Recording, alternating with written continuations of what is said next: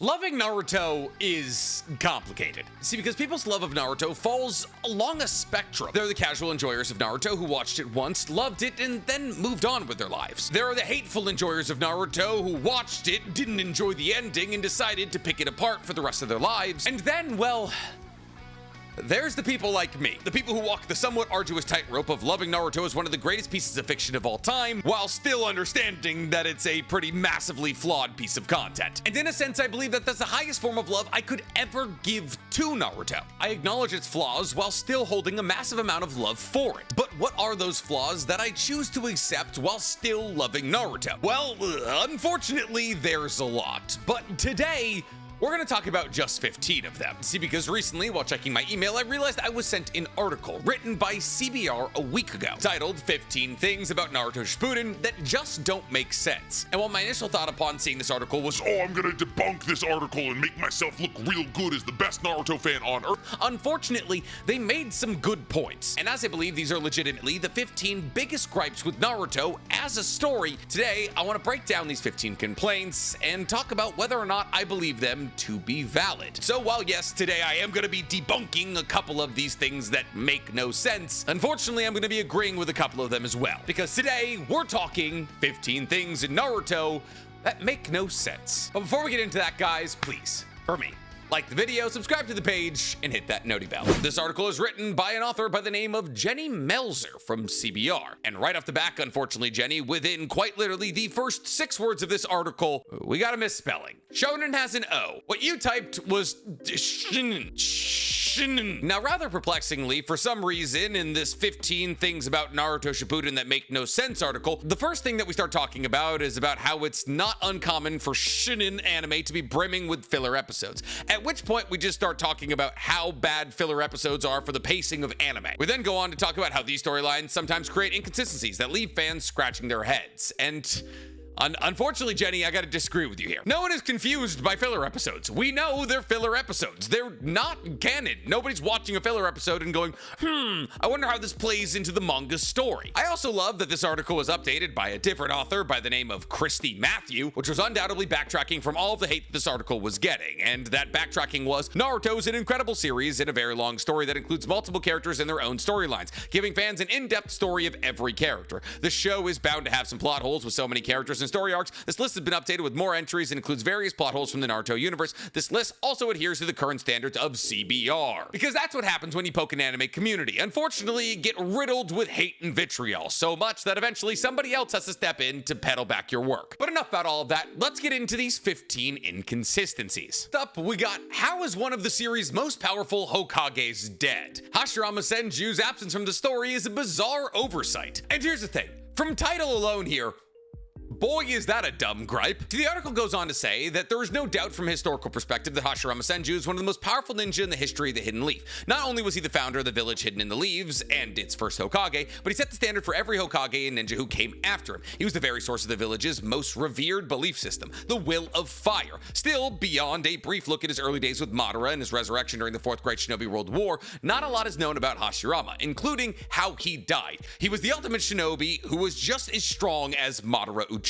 The article goes on to say, of course, were Hashirama still alive, he'd be old, but as far as fans know, the first Hokage just sort of disappeared after passing the torch to his brother Tobirama. No one actually knows how or when he died, which is a major plot hole. And no, it's not. While Hashirama is undoubtedly an important historical character in the fabric of the Naruto universe, that doesn't necessarily mean that we need to know how and when he died. We know that when he died, like you illustrated, he passed the torch to Tobirama, his brother, to become the second Hokage. But there are tons of characters whose deaths we do not fully understand. We know that Tobirama died in a battle against the Kinkaku force, but we didn't see his death, and it's most likely because Tobirama and Hashirama lived almost 100 years prior to the events of Naruto. That's closer to 50 years, but still. And not only would Hashirama just be old if he survived the timeline of Naruto, here's it, who's in his late 60s, early 70s in part 1 of Naruto, got the mantle of the third Hokage during the First Great Shinobi World War, almost 45 to 50 years ago. Now, mind you, when Madara and Hashirama were 18, they were still fighting against each other in the Warring States period, after which Hashirama went on to be the first Hokage for roughly 25 years, meaning by the time of Hashirama's death, he was most most likely in the region of 50 years old, meaning you add another 50 to that, he would be 100 in part 1 of Naruto. You want to know why he wasn't a more central part of the story? Because he was dead, and had been for 5 decades. I don't know how Kinkaku and Ginkaku died. I don't know how the first through third Raikages died. Really? We don't even know the names of the third Mizu or Kaz KAGs. You go on to say, essentially, that even though the main story is about Naruto, there are so many side explorations and filler arcs that we might as well have done one about Hashirama. And I get that. I would also love a filler arc about Hashirama. But a lot of the things that we did learn about Hashirama did actually come from filler episodes. The information was just so well integrated that most people don't know it was filler. But a filler arc or side exploration that wasn't canon could never display to us how Hashirama died, because that would augment the truth of the manga's story. So to call literally any of this a plot hole is insane. The next gripe we have is, why would Naruto's godfather leave him alone all those years? The article goes on to say that in Jiraiya's initial introduction, he was seemingly just a powerful wandering pervy sage that Naruto latched onto to improve his skills, and finally proved himself to his rival, Sasuke. The article then continues a little later on by saying, well, it's all well and good as Shippuden progresses, viewers learn that Jiraiya was sensei to the Akatsuki's most powerful weapon,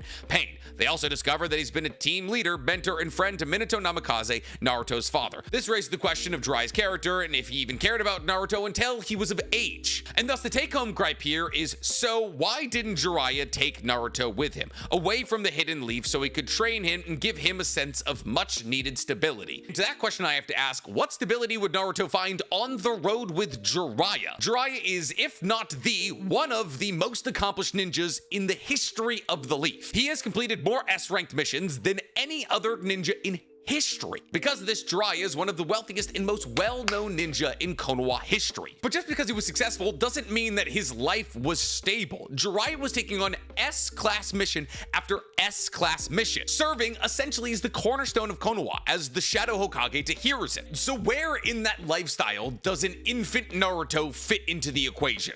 Listen, I get that Jiraiya was, yes, obviously Naruto's godfather, because Naruto was named after a character in Jiraiya's books. But Jiraiya was also operating under the assumption that Hiruzen would do a good enough job raising Naruto that he wouldn't have to check in with him. Now, obviously, could Jiraiya have popped in occasionally to say hi to Naruto and make sure everything was okay and that his milk wasn't expired? Absolutely. But to say that Jiraiya should have taken Naruto out of the village the second he was born to be raised on the road to inject some stability is wild. What was Jiraiya supposed to do? Unclip his baby Bjorn to go fight against the Akatsuki? The blame for Naruto's uprising lays with one person and one person alone, and that person is Hiruzen, the person who promised a dying Minato and Kushina that he would keep a good eye on Naruto. But even that isn't really the entirety of the answer. The real fault lies with the fact that Naruto wasn't simply placed in the Konoha orphanage system, where an eye could have been kept on him and he could have been raised with other kids in similar situations. None of the people that were associated with Minato or Kushina were in a position to take on a child. Hiruzen is the third Hokage who had to step in for the fourth Hokage and make sure that Konoha wasn't being invaded for the fourth time, generating the fourth great shinobi world war he would have to fight through. Jiraiya was out completing some of the most important missions ever given to a ninja, and Kakashi, well, Kakashi was a kid as well. The failing of Naruto's upbringing falls on way more people than just one. The next gripe we have here is that Sakura's obsessive love for Sasuke is completely unfounded.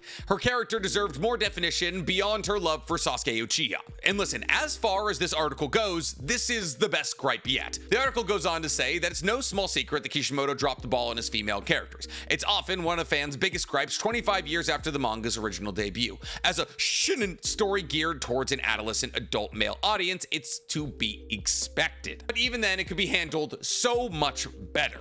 Basically, the gripe that the article is making here is the same gripe that everyone's made about Sakura for the last 25 years. Essentially, that one doesn't need hindsight to see that Sasuke never acknowledged Sakura's relentless devotion. Not only did it hinder her potential and growth as a Konoichi, but also as a well-rounded character. Sasuke even pointed this out to her more than once. She even tries to kill Sasuke at one point, but cannot despite the horrible things he said to her. Right after, he tries to kill her as well. This has been a major plot point of contention for fans since the start, and despite her finally getting her kind kind of happy ever after in Boruto, she still deserves more. It's a major plot point to this day, makes no sense at all. And listen, I'm not gonna sit here and say that Sakura's devotion to Sasuke makes any sense. In fact, it doesn't. No reasonable person would keep that level of devotion for somebody who treated them so poorly as Sakura did for Sasuke. However, most of this blame does lay on Studio Pierrot. See, in the manga, Sasuke is much more tender and loving with Sakura before he leaves the village. However, those same moments have their context shifted in the anime adaptation that makes it seem as though Sasuke never cared about Sakura. And therefore, anime-only watchers are kind of confused on why Sakura is so obsessed with Sasuke because there was never love there to begin with. But if you read the manga, you see that there was, in fact, love there to begin with. And while still Sakura's devotion goes far and beyond what any reasonable person would do, this is anime. It's not reasonable. These are fake depictions of real-life human emotions with characters who are committed to devoting themselves to go far beyond what we identify as doable. Therefore, when people use this argument against Sakura to say that she's a bad character, I always bring up the fact that Naruto does the exact same thing with the same person. Using this argument just against Sakura makes no sense. Unless, of course, you try to acknowledge the fact that it's also weird that Naruto does this. Because, well, yes, Sakura shouldn't be seen as an extension of Sasuke. At the same time, so is Naruto. So why are we hyperfixating on Sakura's character development arc? The next gripe is that many of Shippuden's most powerful abilities seem poorly defined. Madara's use of Susano without actual eyes still doesn't make sense. And boy oh boy, in the early days of my TikTok career did I champion exactly for this take. Let's see what they have to say about this very controversial awakening of the full Susano while Madara had no eyes. They went on to say, for diehard fans, understanding the complexities of jutsu hand signs and eye techniques isn't all that complicated. There's still some complication in there. On the other hand, there are plenty of times when something that seemed clear becomes incredibly murky for the sake of the story.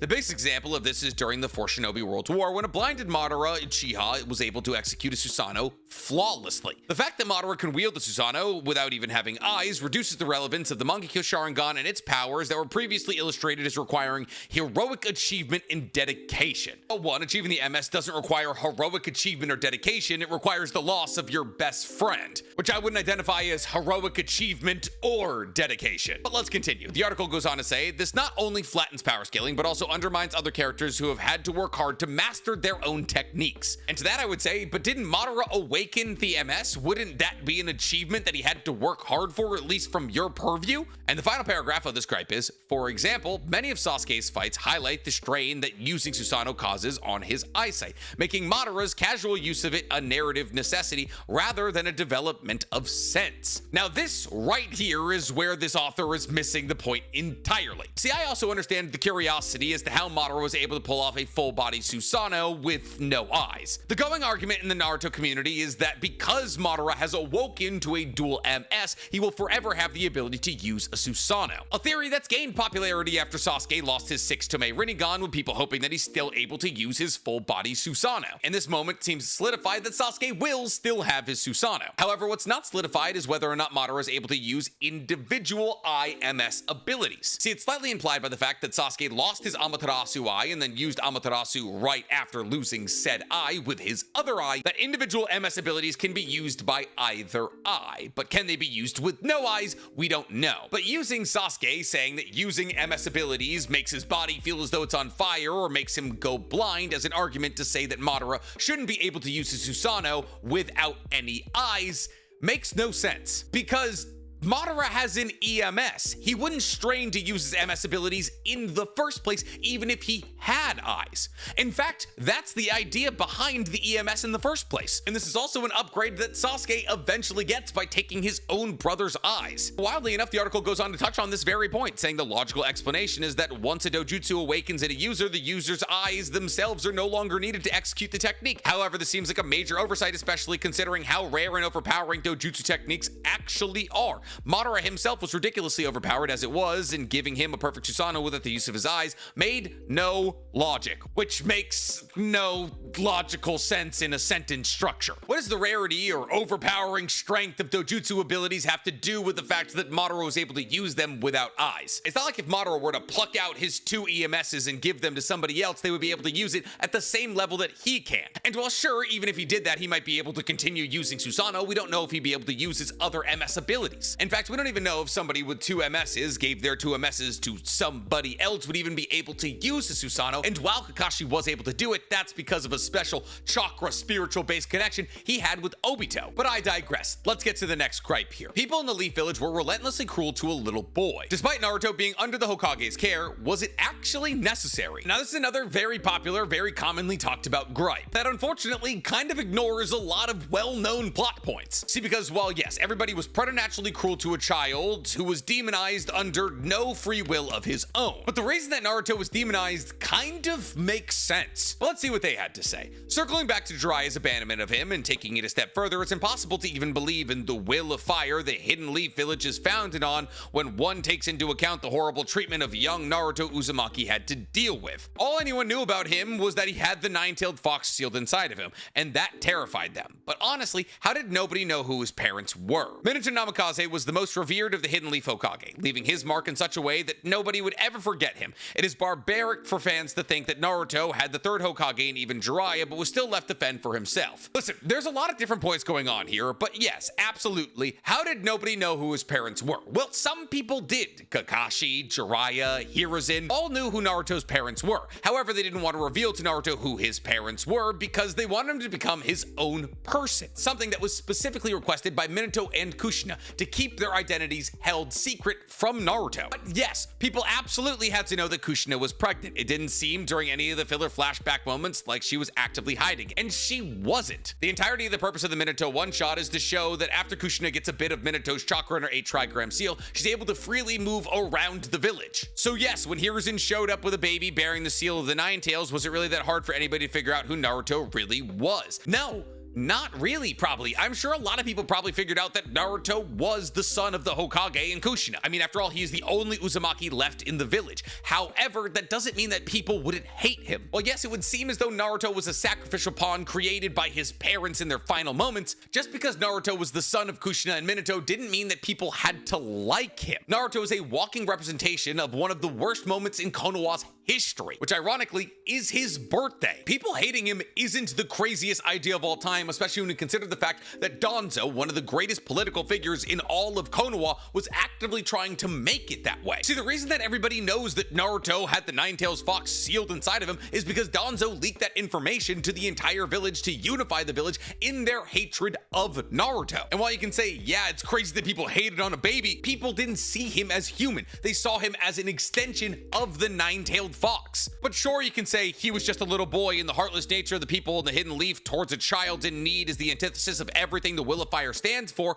and that's the point of Naruto. Not everybody in the Naruto universe adheres to the Will of Fire, but Naruto does, which is why he wants to become Hokage. He wants to make Konoha a place that fully embraces the Will of Fire, a place that would fully embrace a child like him. Naruto wants to make Konoha a place that would be safe for people like him. He wants to make sure that nobody ever has the upbringing he has to go through. Konoha is not supposed to be a good place in the beginning of Naruto. It's supposed to become a good place, and the reason it becomes a good place is Naruto. So whenever people are like, Oh, I can't believe people were mean to Naruto. that's the point. But we gotta keep it moving here. So let's get to the next gripe here. Kakashi's lackadaisical attitude to responsibility is strange. When considering Kakashi's past, his lax approach to being a teacher is uncharacteristic. Now, out of all the gripes, this is the one I've certainly heard the least. And it's because, why is this something that you would be focused on? The article says, when it comes to a sensei in Naruto verse, none is more beloved than Kakashi Hatake. But a lot of fans have asked over the years whether he actually is responsible enough to be the best mentor. As filler arcs in Shippuden began exploring Kakashi's backstory, the depth of his experience and suffering added a whole new layer to his personality and growth as a character. Often depicted as lazy and nonchalant, Kakashi shows up late more often than not,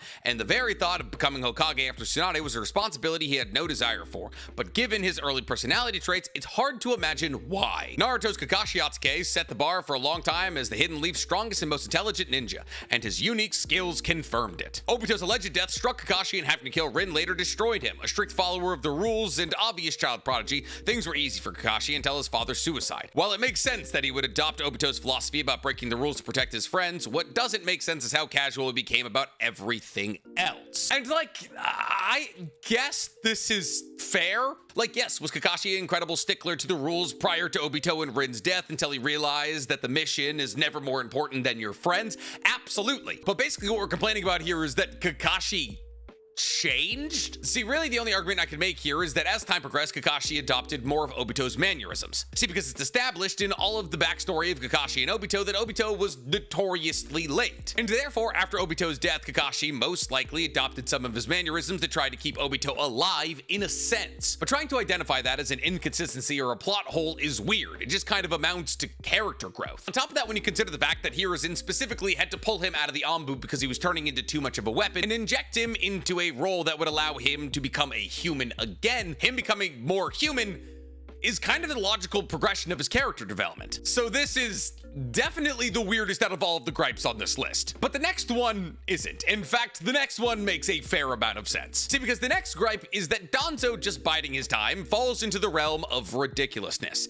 He had plenty of power to take exactly what he wanted. And honestly, this is fair. But what is the article talking about? Well, power-hungry monsters like Danzo know how to wait it out, of course. After Itachi slaughtered the entire Uchiha clan, Danzo was able to give himself a power boost that should have given him the confidence he needed to rise to power. That being his Sharingan arm. Now, obviously, he doesn't get the Sharingan arm immediately. He has to pluck out a bunch of Sharingan, he has to go to Orochimaru, he has to get Shin Uchiha's arm grafted onto him, and then he has to push all of those eyes in individually. But yes, the slaughtering of the Uchiha clan did make Danzo a lot more powerful. The article continues on by saying, playing Puppet Master behind the scenes, especially after Hiruzen Sarutobi died fending off Orochimaru's attack during the Chunin exams, was a perfect opportunity to show everyone why he deserved to be the next Hokage. He was powerful enough with enough characters in his sport to make his way to being Hokage. And yeah, you're kind of right. See, yes, one of the biggest plot holes in Naruto is why after Hiruzen's death did Danzo not try to become the fourth Hokage. We know from multiple backstories that Danzo had tried to assassinate Hiruzen multiple times, with the presumed goal of taking over for him after Hiruzen's death. And yet, when Hiruzen's death falls directly into his lap, why didn't he try to take over as the Hokage? And honestly, there isn't really a good answer for this outside of the fact that Danzo wasn't a character who was created and thought about and fleshed out in the way that he is in Shippuden in part 1 of Naruto. See, Danzo, who was a part of the team of elders, undoubtedly would have had the backing of the elders who were trying to select the fifth Hokage. I don't know why I keep saying the fourth Hokage. On top of this, at this time, he was already holding a position of power, at least kind of. And this is really the only answer I can give as to why Danzo had to bide his time until Tsunade went unconscious to try to take over the Hokage's ship. See, after the massacre of the Uchiha clan, Hiruzen figured out that it was Danzo who orchestrated the entire thing. And therefore, Hiruzen stripped Danzo of all of his titles and all of his power, essentially making him no longer the leader of the Root. Now, Hiruzen's death happened somewhere in the region of 10 or so years after this. But mind you, in those 10 or so years, Danzo was secretly running the Root, so he really had no position of power inside of Konoha. Tie that into the fact that the elders most likely knew that Danzo orchestrated the Uchiha massacre, and it would make sense that Danzo wouldn't be anybody's first pick for the 5th Hokage. Now, could have Danzo seized power at any real moment with the Root as his backing? Yeah, probably. However, a lot of Danzo's plan was contingent on usage of the Kodowa Matsukame. And if you were to use the Kodowa Matsukame on somebody like Tsunade or the Elders or really anybody else, unfortunately, they would be living in a village of people who have the Byakugan and the ability to see if somebody's under Genjutsu. And considering the fact that the one time that Danzo ever used Kodowa Matsukame, that's exactly how he was foiled, this was a pretty legitimate concern to have. So while yes, it doesn't make a whole lot of sense that Danzo wasn't elected as the 5th Hokage or didn't try to seize control and become the 5th Hokage by force, there are some possible explanations, though I will admit that of all of the gripes on this list, this one makes the most sense. And unfortunately for those of you at home hoping I'm gonna rip this article to shreds, we're in a back-to-back situation here. Because the next gripe is, of all of the deaths in Shippuden, Neji still makes no sense.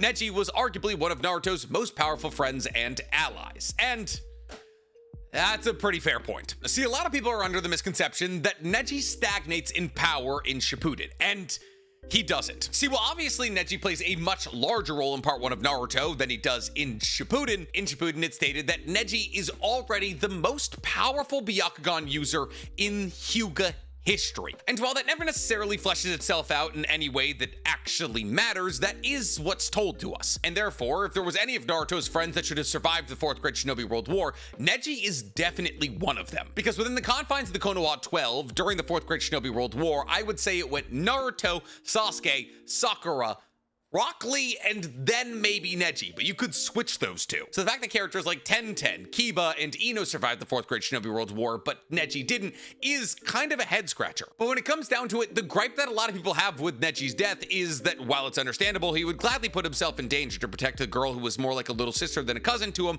it just doesn't feel right. And that's really everyone's key complaint with Neji's death, is that it just doesn't feel right. But at the end of the day, unfortunately, it makes a fair amount of sense. Those of you who are going to say that Neji should have been able to deflect the incoming projectiles that would have killed Hinata and or Naruto, 1, he was established to be out of chakra, and 2, who's to say that with Gentle Fist he would have been strong enough to deflect those projectiles? Yeah, with the Gentle Fist we saw Neji destroy a bunch of spiders that were falling down onto him, but who's to say he could deflect wood release fired by the Ten Tails? So while yes, Neji's death leaves a bad taste in a lot of our mouths, at the end of the day, ultimately he died to bring Hinata and Naruto closer. And while as a reasoning for Neji's death, that doesn't seem like enough, unfortunately, that's why he was killed. Is that the best way we could have gone about it? Could we have pushed Naruto and Hinata together in a way that didn't require Hinata's cousin's death? Absolutely. Would it have been better if a character like Kiba died?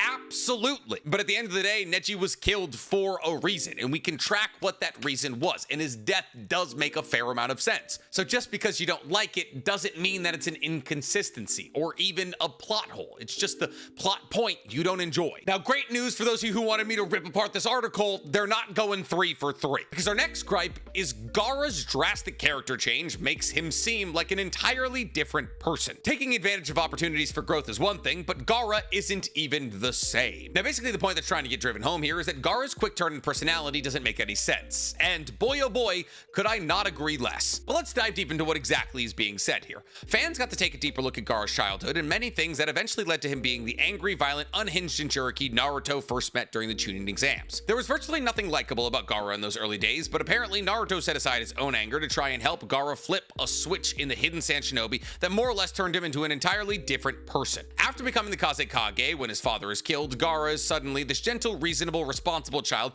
perfectly capable of running a nation. And it makes absolutely no sense. Does it make absolutely no sense? Pretty much the entirety of Gaara's character development arc is that he's stripped of his childhood from early on. This is shown in moments like when a child Gaara is walking around the hidden sand village and a ball rolls up to him. Gaara, in a moment of excitement, realizes that he may get to play with these children now. However, because these children are terrified of him, they run away from him, which leads to Gaara reflexively hurting them with his sand. It's moments like these that forced Gaara to grow up incredibly quickly. And I didn't even mention the fact that Gaara had to kill his own uncle. Gaara was forced into developing into a full-on adult, holding the responsibility of an entire nation on his shoulders from the second he was born. Gaara was kind of the reason his mother was killed in childbirth. I mean, it was more on Rasa because Rasa decided to seal Shukaku inside of Gaara while he was still inside of his mother's belly, but from the moment Gaara was born, he was being groomed into becoming the perfect weapon of the hidden sand village. Not a child, a weapon. And therefore, the idea that Gaara was ahead of some of the other kids his age developmentally is not the craziest thing of all time, because he, unlike them,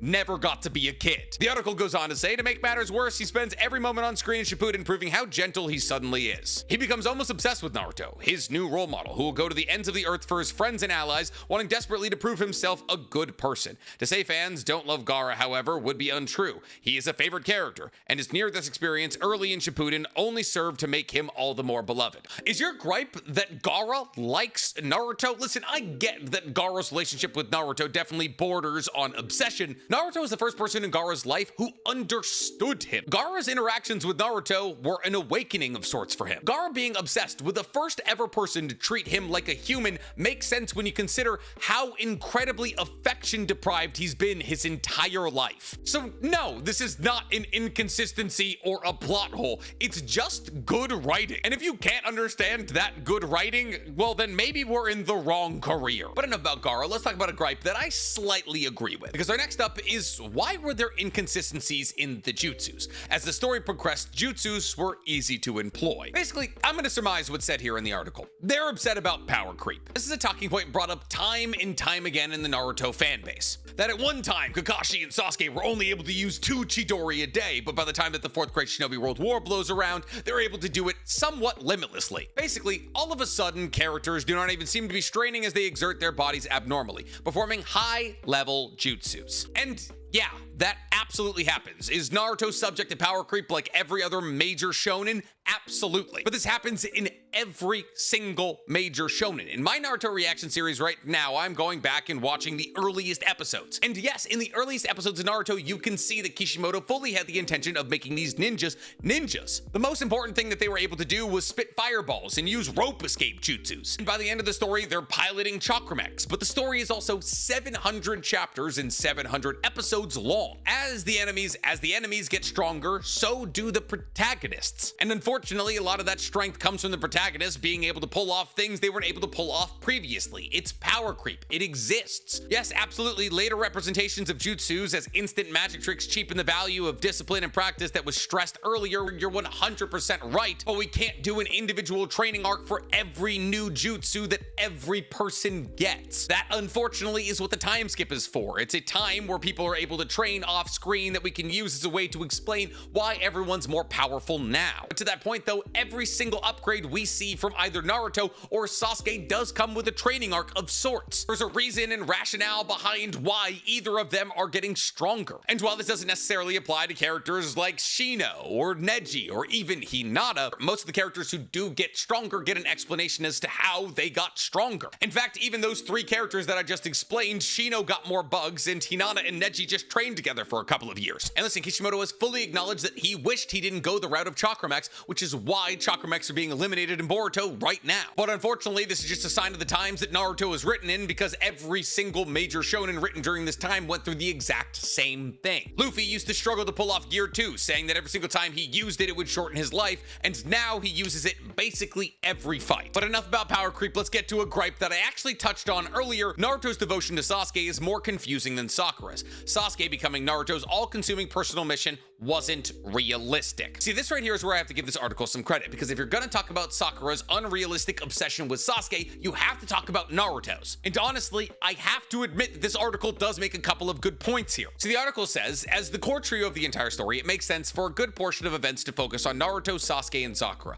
But when Naruto was initially introduced, the only thing in the world he wanted to do was become Hokage and earn the respect he'd been missing his entire life. It's a notable and admirable goal, but when Sasuke turns his back on the Leaf Village, the quest to bring him back consumes Naruto's life in the most unhealthy way, especially considering how cruel Sasuke was to everyone around him. And yeah, you have to admit that Naruto's goal does kind of change as Naruto as the story progresses. See, if Naruto's true and only goal was to become the Hokage, then chasing after Sasuke wouldn't be necessary. But yes, as he becomes friends with Sasuke, he changes his goal to encompass bringing Sasuke back to the village. And this is most likely because Naruto believes that if he can't bring Sasuke back to the village, then he wouldn't be worthy as a Hokage. If Naruto can't keep an eye on the people closest to him, how can he keep an eye on an entire village? And I actually believe that Naruto goes on to state this multiple times. If Naruto can't earn the respect and love of the person he identifies as his first ever friend, how is he ever going to do that with an entire village? And well, sure, is that rational? Probably not. And would a rational person abandon Sasuke and just go on to lead Konoha?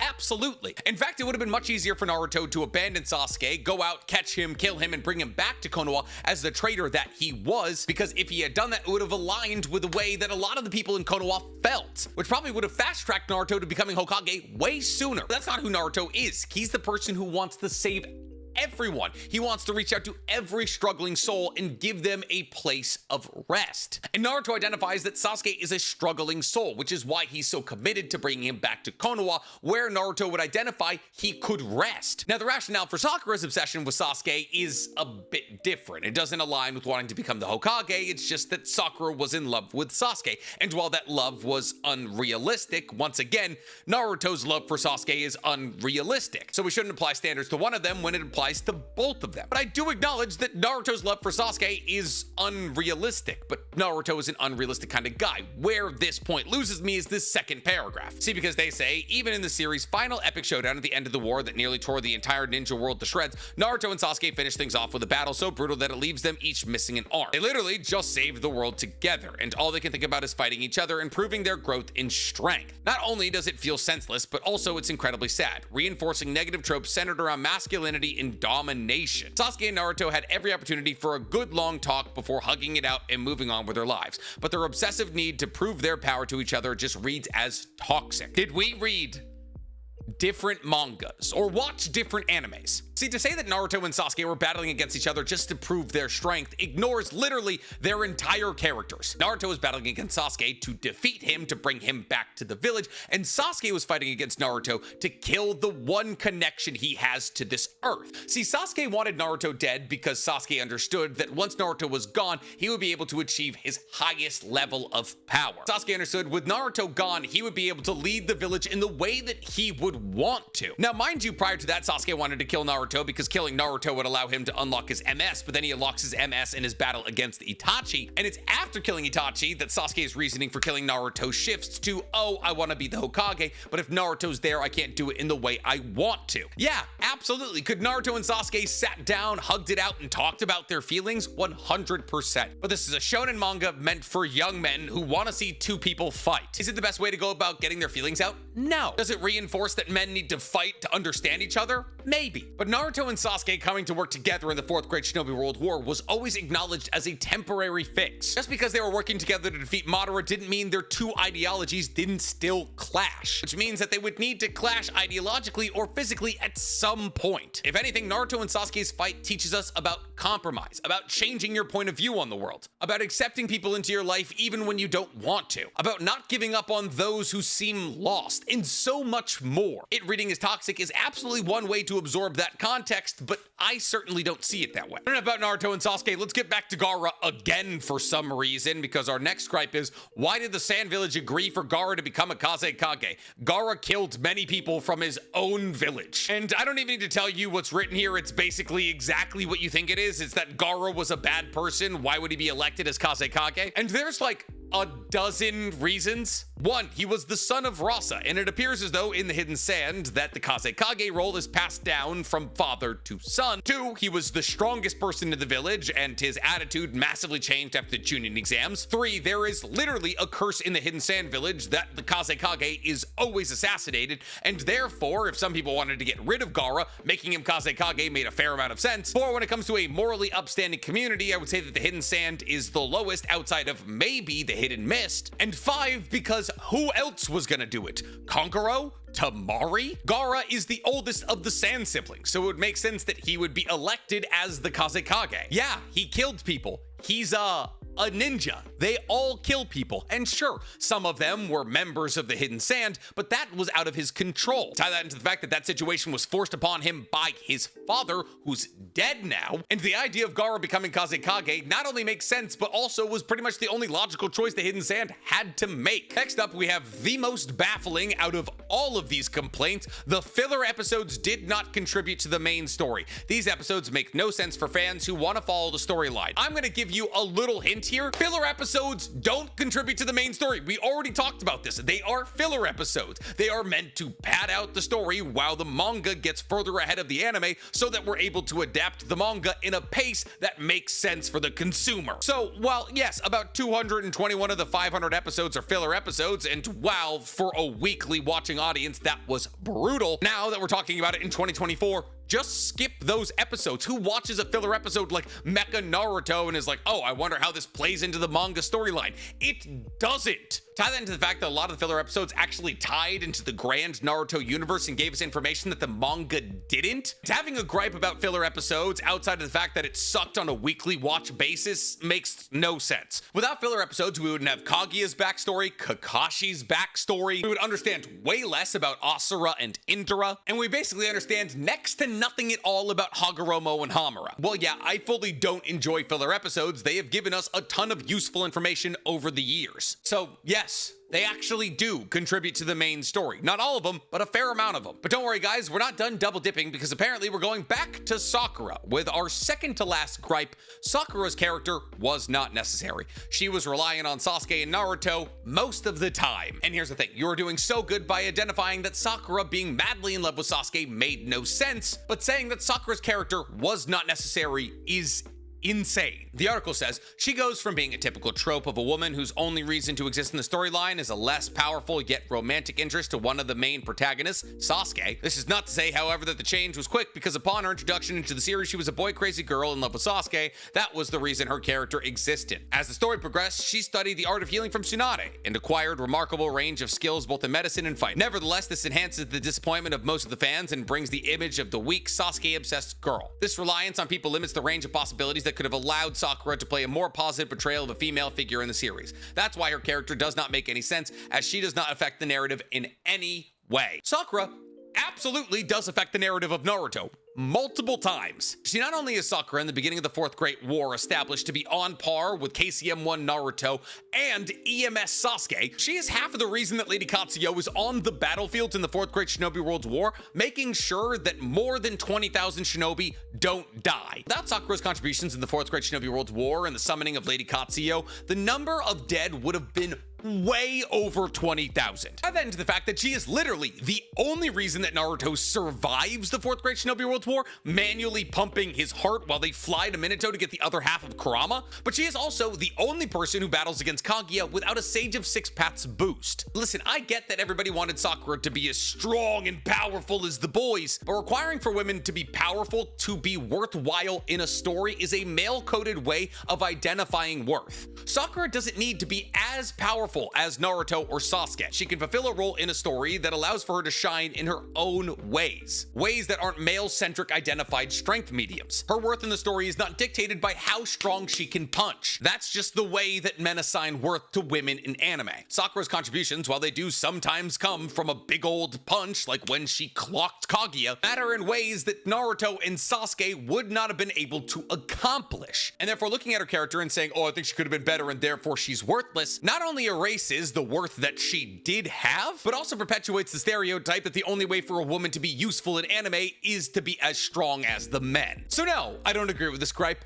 at all. But do I agree with our 15th and final gripe of this article? How can the creator of Edo Tensei not find a way out? Tobirama created the jutsu and did not know how to get out of it. And this is obviously a reference to the fact that when Orochimaru brings Tobirama and Hashirama back to life, Orochimaru identifies that Hashirama would be able to break out of the jutsu, but Tobirama not so much. And unfortunately, this idea is once again strengthened when Madara is able to break himself out of the control of Kabuto by doing the hand signs of Edo Tensei. So how is Tobirama, the creator of this jutsu, not able to break himself out of Edo Tensei one of the two times or both times that he was brought back to life? And the answer for that is incredibly simple. See, the answer lies in the differences in how Kabuto and Orochimaru go about using Edo Tensei. See, Kabuto brings as many people back to life as possible and then gives them a simple directive that they have to accomplish. Kabuto believes this to be the better way to go about using Edo Tensei because it allows for people to use the knowledge, techniques, and abilities that they've gained over their lives to the fullest of their abilities. However, Orochimaru does not go about using Edo Tensei in this way. They go about using it by completely controlling whoever they bring back to life. At least that's how they used it prior to the Fourth Great Shinobi World War. And therefore, the reason that Tobirama couldn't use the hand signs to get out of Edo Tensei is because Orochimaru didn't make him use the hand signs to get out of Edo Tensei. As to why he didn't do the hand signs to break out of Edo Tensei the second time he was brought back to life is because he wasn't being controlled by Orochimaru. Orochimaru brought back the four Hokage with the directive of helping Konoha, something they all would have wanted to do. And therefore, there was no incentive for Tobirama to break out of Edo Tensei the second time around. It's literally that simple. If he could have, he would have broken out of it, but Orochimaru was controlling him with his mind control tag, something that Kabuto doesn't use because Kabuto lets people have free will so long as they're trying to accomplish the directive he told them to do, which gives Madara free reign to hit as many hand signs as he wants, including the ones that would break him out of Edo Tensei. And thus with gripes like these, sometimes the answer is just read the manga or watch the anime more closely. It's actually